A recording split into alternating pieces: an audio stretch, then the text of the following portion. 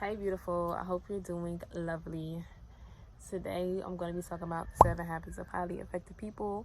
Habit number 1, which is to be proactive. When I first read this, I don't even think I really knew what proactive meant. But now I feel like I have a deeper understanding of proactive, and I feel like I've been implementing it into my life because I read this habit, a couple months ago, and I've kind of been living with it. So one of the first things I wrote down was to be aware of all your choices and your behaviors. They create your life. And it's funny because before I saw this, a couple weeks before I saw this, I had watched Everywhere, Everything, All at Once, or something like that. And at the end, there was this part where, well, kind of throughout the movie, she was just going back on all her choices that she made in life. And if she would have been where she is, has she made a different choice? And just thinking of all of the choices that she's making currently and, in the future, and how much they will affect you. And that just really made me realize, like, every single thing you do leads you down a piece of a path. There's so many choices that you could make every day. And really all we have is choices. So when you're choosing what you're about to do, really think about the end result or what's going to come directly after that, because that is creating your life. Let's say you wake up and you choose to meditate, or you choose to scroll on Twitter for 2 hours. What is the effect on your day that these two simple choices that you have, what kind of effect is that going to have on your day? The next thing I wrote down was seek to understand before seeking to be understood. So this person hit me when it came to having conversations. Like, when you're talking to somebody, are you listening to them to respond to what they're saying, or are you listening to them to comprehend and understand what they're saying and take in what they're saying? This also is important when it comes to how you stand and operate in the world, because if something happens to you and you're trying to voice your opinion or your outlook or your feelings, did you take into consideration anything of the outside circumstances? Figure out what's really going on before you try to move off of how you're feeling, or figure out what's going on, why it's happening, before you try to throw a fit or say how you wish things weren't happening, or before you object to what's being presented to you, hear it out. That's a good way of saying that. The next thing I wrote was draw strength from one another and remain strong individually. Never stop growing. So when it comes to the people in your life, we're supposed to be here for each other. Community, network, relationships, bonds. We're supposed to help one another, but we're also supposed to be strong on our own.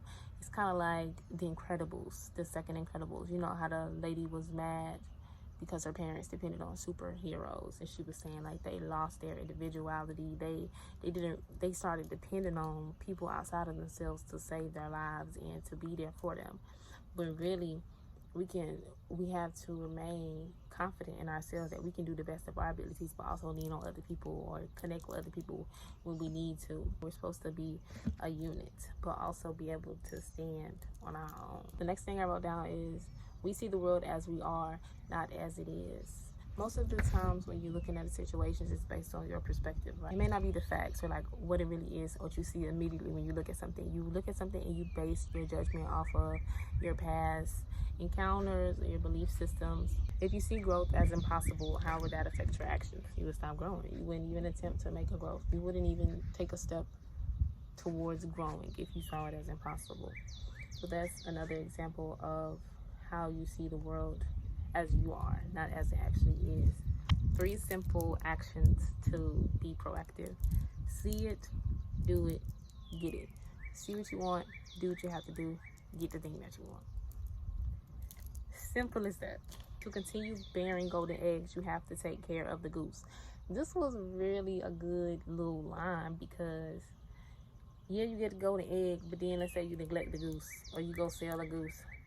You can't get no more golden eggs. So you have to nurture the goose, feed the goose, get to know the goose, make it feel safe, take care of the goose. and let it lay eggs. And it's going to take some time to lay those eggs, but in the meantime, keep taking care of the goose. He also said I think it's by Stephen Covey. The last human freedom is to choose. That's really the only thing we have that's really ours to choose. You get to choose who you get to be. You get to choose your action. You choose your thoughts. You choose what you believe. Your choice is yours. So the difference between proactive and reactive.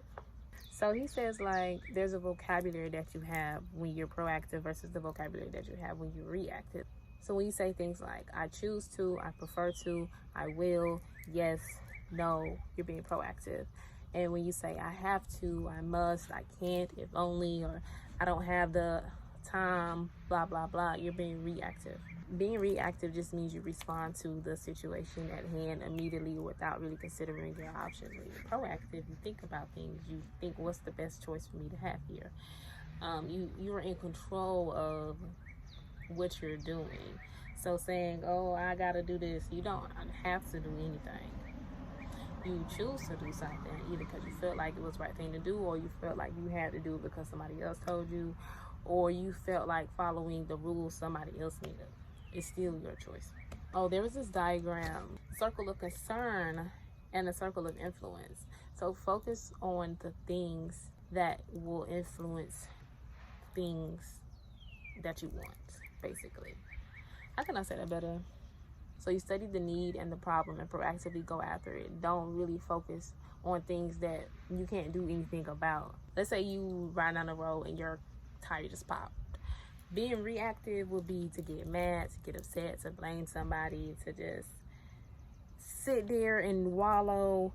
But being proactive would be you breathing, calming down, looking for a spare, calling AAA, calling the tow truck, calling somebody to come help you fix your tire. Like, the energy that you put into being reactive is wasted. And that's also, I did a review on a podcast of Calm Enough Down by Sarah Knight. And you really have to pay attention to where you're spending your energy. Study the need and the problem and then proactively go after it. So the need is a new tire. The problem is your tire blew. So proactively going after it would be calling the peoples. But, okay, what else? See every problem as an opportunity to practice creative energy.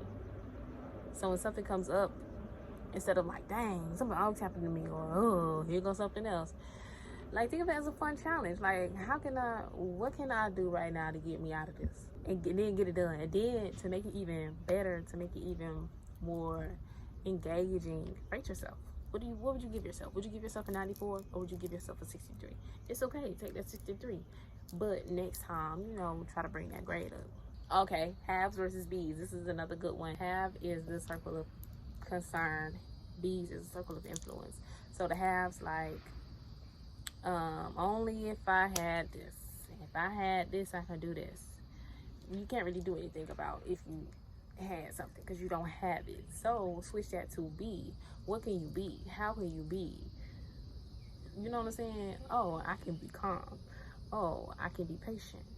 I can be proactive and go call these people. You know what I'm saying? Another thing that I wrote down was we are response able. We are able to respond in an efficient way. You are able to choose how you respond. So be responsible and respond as you were able to. Another good one. We can choose our actions but not our consequences. You really can't control how something is going to happen after you knock down the dominoes. Like, okay, you done seen in the video of somebody knocking over dominoes. You done did it before where you set them all up. You're responsible for how you place each domino. But sometimes you may knock it down and something may not fall down. But you are responsible for your actions, but not the consequences that come after them. You have no control over that once you set something in motion. So be not cautious, but just be aware of all the consequences that could come from your actions. And your actions and your consequences are both in the circle of concern. Okay, so another thing that he said was to acknowledge your mistakes, correct them, and then learn from it. Own up to what you do. Don't criticize yourself. Correct it next time it comes across, or if you have that chance right then and there to correct it, and then learn from it. Learn what not to do. Learn what you could do better. That's how you're able to be proactive by doing those things. And that's how you turn failure into a success.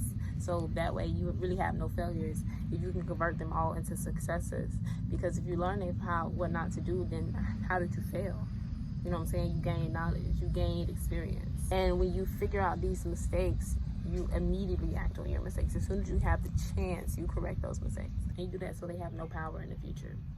If you correct that mistake, then you won't be up 3 days later all night. Oh, I should have did this. I should have said that. I should have went back and did that. Because you did it then. Now you have peace and serenity for the rest of your life when it comes to mistakes. And the last thing I wrote down was make a promise and keep it. Stand on your word. Be who you say you're going to be. Make promises to yourself. Not even necessarily to other people, but like, how do you want to show up? Those are all the highlights I learned from the first habit of highly effective people. And actually listen to this chapter on Hoopla. If you have a library card, you can just sign in on there and get free audiobooks and free ebooks, free magazines. I think they have videos on there too, child. You can get a couple free ones every month and just rent it and return it. Yeah. I love you. I'll call you back.